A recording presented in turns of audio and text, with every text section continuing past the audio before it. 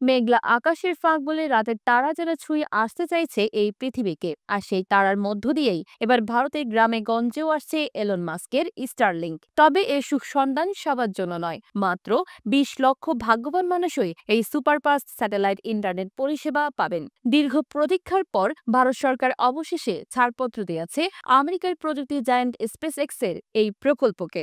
এখনো দেশের সেবা চালু না হলেও অচিরেই ভারতের বাজারে পা রাখতে চলেছে স্টারলিংক। এই খবরে স্বাভাবিকভাবেই চিন্তিত বিএসএনএল ও অন্যান্য দেশীয় টেলিকম কোম্পানিগুলো, কিন্তু সরকারের বক্তব্য চিন্তার কোনো কারণ নেই। সোমবার কেন্দ্র টেলিকম প্রতিমন্ত্রী পেম্পাসানি চন্দ্রশেখর জানিয়ে দেন, স্টারলিংকের সর্বোচ্চ গ্রাহক সীমা হবে 20 লক্ষ ও তাদের ইন্টারনেট গতি হবে সর্বোচ্চ 200 Mbps। তার দাবি, এতটুকু গতির পরিষেবা বড় ধরনের প্রতিযোগিতার ঝুঁকি তৈরি করবে না। তবে এই পরিষেবার মূল আকর্ষণ অন্য জায়গায়। প্রান্তিক ও দুর্গম এলাকাগুলিতে যেখানে এখনো ফাইবার ব্রডব্যান্ড পৌঁছায়নি, সেখানেও স্টারলিংক পৌঁছতে পারবে সহজে। পাহাড়, বনাঞ্চল কিংবা প্রাকৃতিক দুর্যোগের সময়ও সংযোগ বিচ্ছিন্ন হবে না।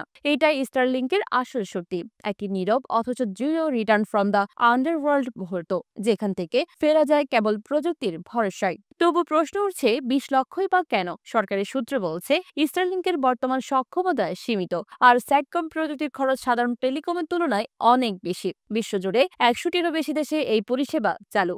ভারতের দুই প্রতিবেশী বাংলাদেশ ও ভুটানেও মাসে গড়ে 3000 থেকে 4200 টাকা খরচ হয়। ফলে ভারতীয় স্টারলিংক ব্যবহারে খরচ পড়তে পারে মাসে 3000 থেকে 3500 টাকার মতো। তো দেশের প্রতিটি কোণায় যখন ইন্টারনেট সংযোগ নিয়ে লড়াই, তখন এই 20 লক্ষ গ্রাহকের কাহিনী যেন নতুন এক সূর্যোদয়। কিন্তু সেই সূর্য কাদের আঙিনায় আলো ফেলবে, সেটা সময়ই বলবে।